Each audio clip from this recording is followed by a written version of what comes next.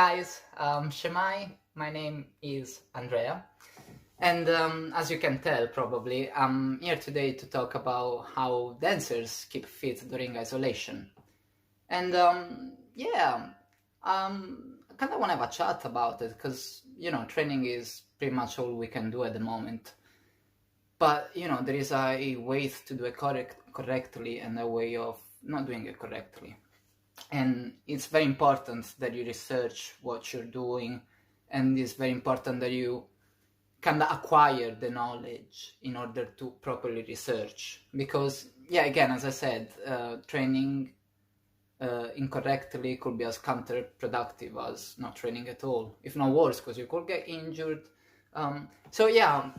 Just be smart, do your research, do your studies, and then anyway, what you've just seen is a 45 seconds ish resume of what my mornings look like every day, pretty much, except Sunday sometimes. I start around 8 in the morning ish. I go for my run, and then I come back, and then first thing I change my shirt, obviously, and then I do a bit of feet exercises with the band, and then a bit of releves, and then after that I do a bit of band exercises, pretty much for my upper body.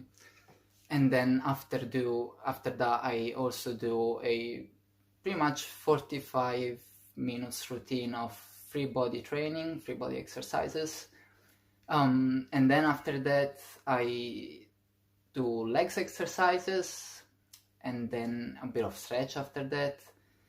And then obviously, then it's lunchtime pretty much. And then after that there is the daily ballet class.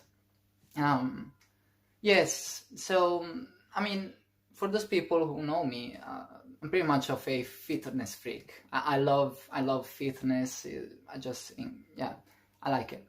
But, yes, it is very important that, if you have an exercise, perhaps, that you've been shown and you want to execute, just make sure that you research either on internet is good, or maybe ask your teacher, so I don't know. But just make sure that you're following the right execution of it, because it could be very counterproductive. With that said, it's very important also, besides the physical part of the keeping fit, it's also important to keeping fit, with your mind, with your food, luckily I love cooking as well, so yeah, I cook a lot. That's a lot of what I'm doing recently. And then, you gotta keep your brain working. So, read, exercises. Sorry, getting back to the physical part. I also that was today's training, actually. Well, by the time you're watching the video, it's gonna be yesterday's training. But anyway, that was yesterday's training. Pretty much every day I change what I'm doing. I have a schedule, but something different for every day, just to keep it interesting, spice it up. And also, I don't ever start from crazy goals. I start from the very bottom, and then week by week I slowly progress, as you probably know. But this is the safe way to do things. Because perhaps, I don't know, an example, you can start tomorrow with 200 push-ups, then the result of that is that you won't be able to move for the next 4 days. I don't know, it's like many things, many details to the why you gotta do things properly. But with that said, I will start, if it was me, perhaps starting from nowhere, I will start with 5 push-ups, do that for maybe 3 days in a row, then from 5 go to 7, you know what I mean, just gradually. And generally there's so much that we can talk about training, but is smart, research, and research. With that said, I was also talking about the mental training, which is, again, read, I actually play a lot, I have to admit. And then doing ballet class, always change your exercises, follow different classes. Yeah, basically be creative, do fun stuff, but also keep working. Change your routines, challenge yourself.